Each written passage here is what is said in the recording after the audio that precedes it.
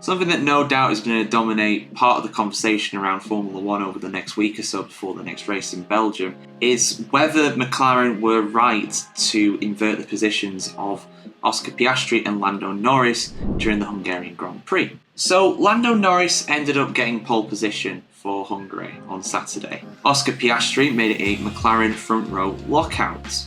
However, at the race start, because despite Hungary being a very tight track, one with a high percentage of people who can't really overtake each other, it's a very difficult race to overtake around normally, but a great place to make up places, especially really is the start. The start of the race is the easiest place to do it because it's actually quite a long run down from the first position on the grid down to turn 1. And Oscar Piastri used that to great effect. He got off the line really well and kept his inside line. Lando Norris tried to squeeze him into the wall, and Max Verstappen as well tried his luck around the outside. Verstappen ended up hanging around the outside and overtook off the track with Lando Norris. That is something I'm going to talk about in a separate video in a bit more detail. But the main thing for this video that matters is that Oscar Piastri took the lead, kept it, and Lando Norris, on I think it was about lap 4, was let past by Max Verstappen. So it was a McLaren 1-2 again. And the gap at the front by the end of the race was approaching 20 seconds or so. It actually ended up being 15, but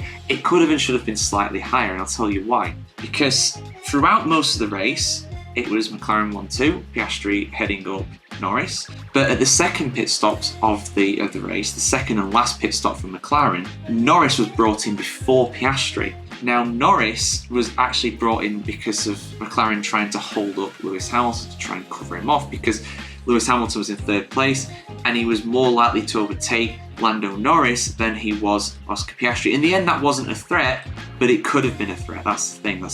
That's what McLaren's thinking was, because if they stopped Piastri, then Mercedes may well have stopped Lewis Hamilton, and doing so would have left Lando Norris vulnerable because he wasn't that far ahead. As it was, because Norris stopped earlier, he did the undercut. He actually overtook Oscar Piastri through the pits. Now, pretty soon after that, when it became apparent that McLaren were in a very strong position for a 1-2 at the final, at the checkered flag being flown, the race engineer for Lando Norris came on the radio and said, "Look, Lando, invert the positions, we've got to do this." Norris was not having it though. He wasn't allowing it. He was saying that, yeah, it might be good for the team, but I've got to think about myself here, basically, which is very immature of him, in my opinion. I'm not impressed with him at all with that, I'll be honest. Because, and this is one of the things the engineer said, this is a long championship. This is a very real prospect of McLaren winning the Constructors' Championship. Lando Norris, even after today, is 76 points behind Verstappen. Even with those extra 7 points, if he got first position, that's still 69 points, which is not a nice gap to have. That is too big of a gap, really. It's still a huge one, and it's a massive ask for anybody to overtake Verstappen in the Drivers' Championship. Even now, even at this relatively early stage of the season, there's still almost half the season still to go. Still 11 rounds, I believe, in total. So we've got a long way still to go.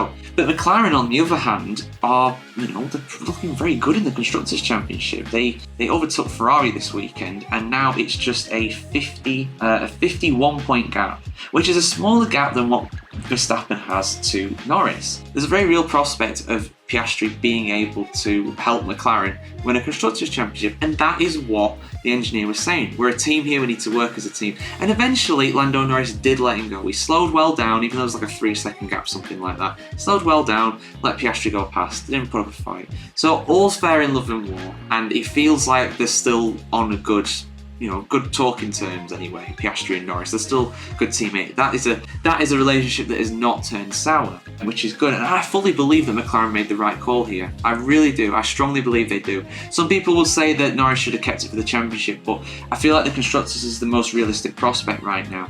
I don't see Norris winning the championship. Norris will see himself win the championship, but he's such a big gap at the moment.